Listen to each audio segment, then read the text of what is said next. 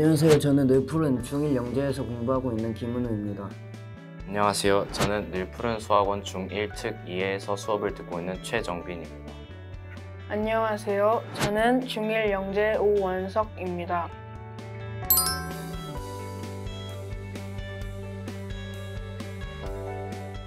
초등학교 마지막 겨울방학은 여러분이 중학교 생활을 준비하는데 여러 도움을 얻을 수 있는 기간입니다. 중학교에 가면 시간도 많이 부족해지고 공부할 때 시간 관리가 많이 힘들 수 있어요. 그래서 중학교에 들어가기 전에 어떻게 시간을 나눌지 그리고 어떻게 공부할지를 미리 생각해 보는 것이 좋아요.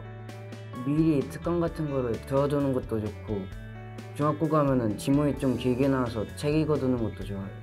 여러분이 긴 지문을 읽을 시간이 많이 가지니까 긴 글이나 여러 문학 작품 등으로 여러분이 글을 읽는 능력을 기르는 게 좋다고 생각을 합니다.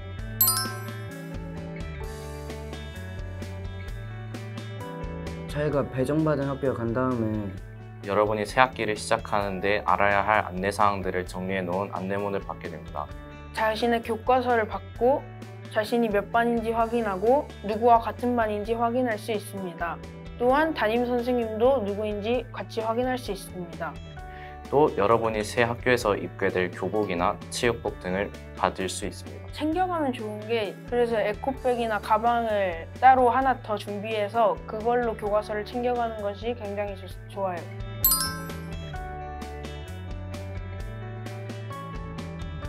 동아리 활동은 학년 구분 없이 그냥 진행되는 활동이기 때문에 체육 시간이나 그런 재미있는 활동할 때 선배들과 더 친해지고 선배들에게서 여러 학교 생활 꿀팁들을 얻을 수 있으니까 선배들과 친해지는 게 여러분에게 여러 도움이 될 것 같아요. 선배들 먼저 말 같은 거 걸면은 계속 관계를 이어가고 그런 게 좋을 것 같아요. 저도 이런 걱정을 엄청나게 했지만 실제로 좋은 분들도 많으시고 친절하신 분들도 많아서 걱정할 필요는 없는 것 같습니다.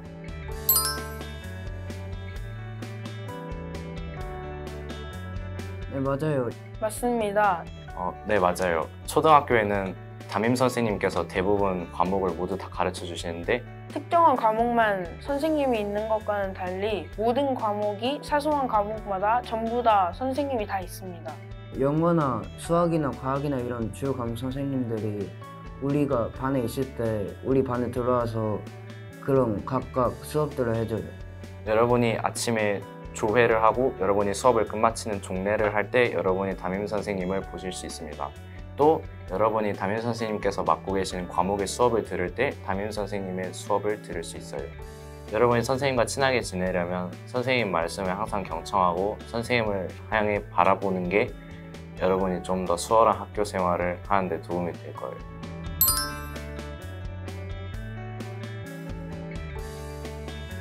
초등학교가 합쳐져서 중학교에 가기 때문에 서로 반 분위기가 좀 어색해도 걱정 안 해도 될 것 같아요. 친해질 수 있는 대상이 또 같은 동갑이기 때문에 쉽게 친해질 수 있을 것입니다. 처음에는 말을 못 놓더라도 기회가 생기면 말 놓을 기회가 많아서 걱정하지 않아도 돼요. 일단 여러분이 먼저 다른 주변 친구들한테 좋은 태도를 보이면 충분히 많은 친구를 사귈 수 있을 것 같아요. 저는 이제 쉬는 시간에 애들이랑 놀거나 점심시간에 축구를 하면서 애들이랑 친해지는 것 같아요.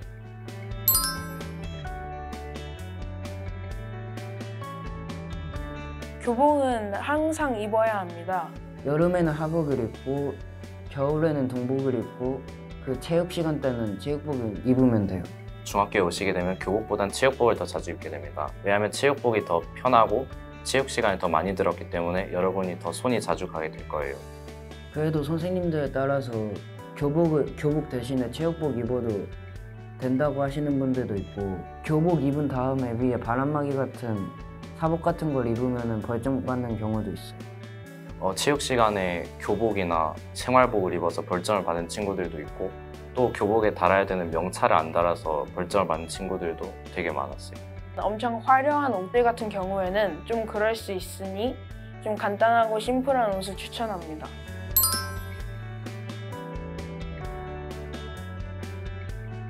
중학교 올라가면 샤프로 필기할 경우가 많아서 고장날 경우가 많아서 값이 좀 비싼 샤프 한 개를 갖고 다니는 것보다 좀 싼 샤프 여러 개 가지고 다니는 게 좋아요.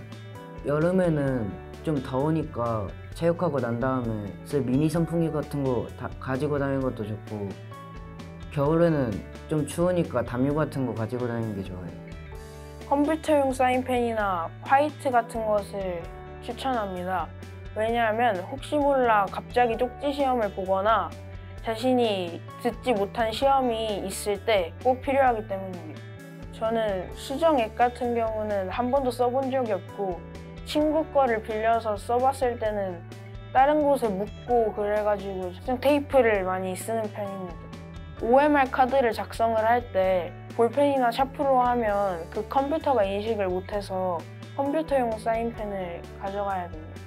OMR 카드란 시험지를 내기에는 너무 양이 많으니까 거기서 이제 나온 답들만 꾸려서 한 종이에 작게 이제 표시해 놓는 종이 카드입니다. 여러분이 수학 시간에 공부를 할 때는 샤프로 필기를 자주 하지만 대부분의 과목을 공부할 때는 볼펜을 자주 사용합니다. 이제 검은 볼펜은 2개 정도를 기본적으로 가지고 다니는 게 좋을 것 같고, 빨간 볼펜이나 파란색 볼펜도 추가로 가지고 다니면 좋아요. 또 볼펜으로 작성을 할 때 실수를 하면 지워야 하기 때문에 수정 테이프도 1개 이상 가지고 다니는 걸 추천드립니다. 수행평가를 볼 때 뭔가 사진 자료를 붙여야 할 때 풀을 사용하는데 풀이 없으면 되게 번거롭기 때문에 필통에 풀 작은 거 하나 정도 가지고 다니는 게 좋은 것 같아요. 이제 여름에 바깥에서 체육 활동을 하게 되면 이제 햇빛이 진짜 따가울 정도로 더운 날들이 있는데, 그때 약간 작은 선크림 같은 거 하나 가지고 다니면 피부 보호하는 데 도움이 돼요.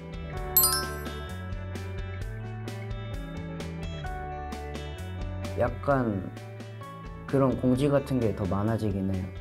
저도 이것을 많이 걱정을 했었는데 학교 일정이나 공지 이런 거는 가정통신문으로 배부되니까 그런 거만 잘 받아오면 되고, 보통 다른 선생님들께서는 수행평가 일정이나 그런 것들을 프린트해서 각 교실 칠판에 붙여주시는데 그걸 핸드폰으로 집에 갈 때 찍어가는 친구들이 많아요. 수행평가나 과제 같은 거는 그 과목 담당 선생님이 수업 시간에 말해주니까 메모 같은 거 똑바로 하면은 잘 볼 수 있고, 그런 걸 잘 챙기면 여러분이 수행평가를 대비하는 데 더 큰 도움이 됩니다. 안내사항들은 선생님들께서 개인적으로 공지를 해주시거나 아니면 하이클래스 이알림이와 같은 앱으로 문자를 보내주시기도 합니다. 그 어플들은 이제 사소한 정보들까지 다 알 수 있어서 편리합니다.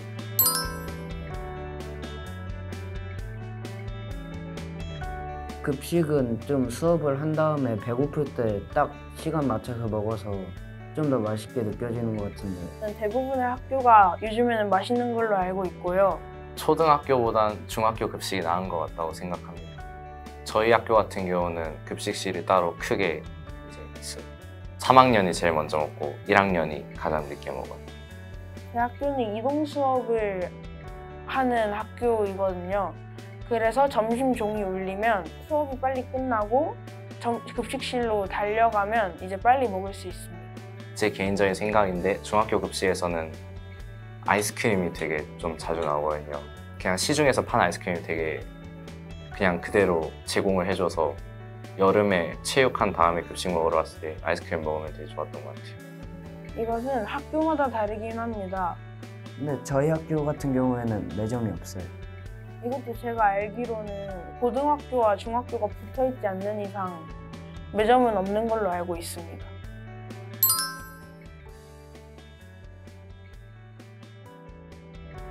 수업 시간은 45분으로 초등학교 때보다 5분 더 많아졌어요.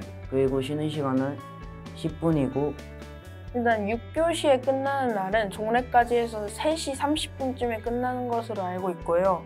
7교시를 하는 날에는 종례까지 포함하여 4시 10분 정도에 끝납니다.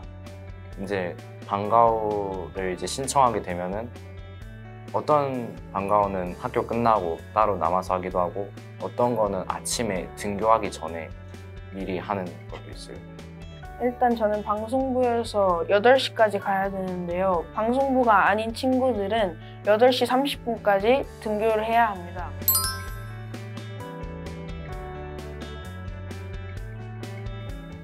(5학년에서 6학년) 올라갈 때랑 6학년에서 중1 올라갈 때랑 겪는 어려움은 비슷한 것 같고, 그래서 준비는 많이 해야 되지만 딱히 걱정을 많이 할 필요는 없는 것 같아요.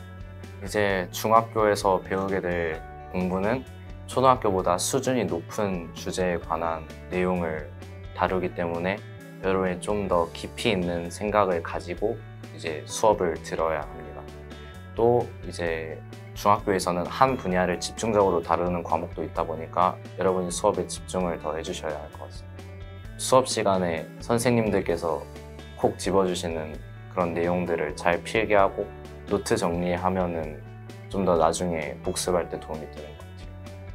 제가 느끼기에는 많이 달라진 건 없긴 합니다. 하지만 학원에서 말고 학교에서 완전 처음으로 배우는 친구들은 좀 어려워하는 것 같기도 합니다.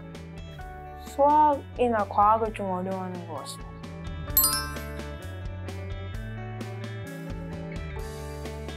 중학교 수학은 초등학교 수학보다 난이도가 한층 더 높아지기 때문에 미리 해보는 건 당연히 나중에 중학교에 와서 문제를 풀 때 도움이 될 거라고 생각을 해요. 그 중1학년 1학기에 배우는 수화 연산이랑 방정식이 1학년 2학기랑 2학년 1학기까지 연계가 돼서 그 내용을 배워두면은 1학년 2학기랑 2학년 1학기 이런 그 나중에 배우는 것도 빨리 배울 수 있어서 먼저 배워두는 게 좋을 것 같아요. 일단 제가 실제로 이런 경우를 많이 봤습니다. 어떤 경우냐면 이제 학원에서 미리 안 배우고 이제 학교에서 그냥 완전히 처음으로 배우는 친구들이 수행평가가 망하고 엄청나게 점수가 낮게 나왔던 것을 여러 번 많이 봤습니다. 그래서 일단 미리미리 공부하는 게 힘들더라도 많이 도움이 될 것입니다.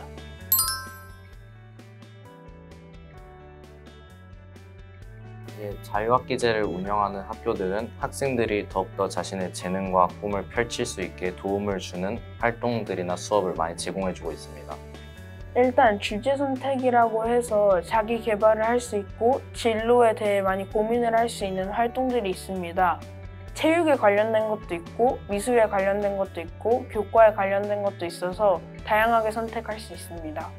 그리고 중학교에서 반이 정해져 있어서 다른 반 친구들을 만날 수 있는 기회가 많지 않은데 주제 선택 때 반을 섞어서 하니까 옆 반에 친한 애들도 만날 수 있고 다른 반 애들이랑도 더 친해질 수 있어요.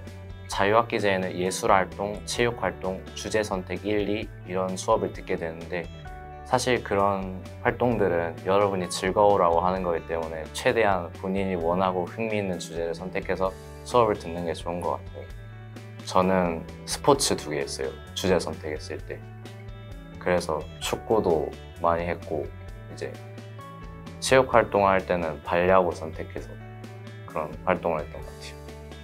저는 일단 예체능에서는 미술은 이제 디자인에 관련된 것을 했고 체육과 관련된 것에서는 축구를 했습니다. 일단 체육과 관련된 것에서는 남자 친구들은 이제 체육이나 이제 탁구 이런 거를 많이 하고 여자 친구들 같은 경우에는 배드민턴 같은 걸 많이 칩니다. 저 같은 경우에는 코딩 같은 거를 주제를 선택으로 했는데 혼자 만들고 싶은 프로그래밍 같은 거를 컴퓨터를 통해서 만들 수 있어서 좋았던 것 같아요.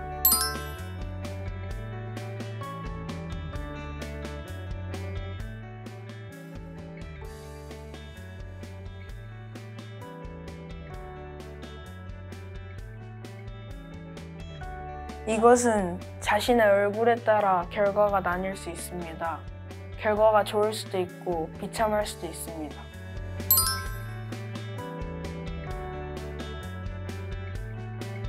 저도 이런 걱정은 많이 했었는데 생각했던 것보다 그 걱정이 일어날 확률은 되게 적으니까 열심히 공부하세요. 중학교 올라가면서 달라지는 점도 있고 어려워지는 점도 있는데 잘할 수 있으니까 걱정 안 해도 돼요. 화이팅! 중학교 온다고 너무 겁먹고 그러지 말고 앞으로도 여러분이 초등학교에서 보여줬던 좋은 태도들 많이 보여줘서 중학교 생활에 빨리 적응하길 바라겠습니다. 화이팅!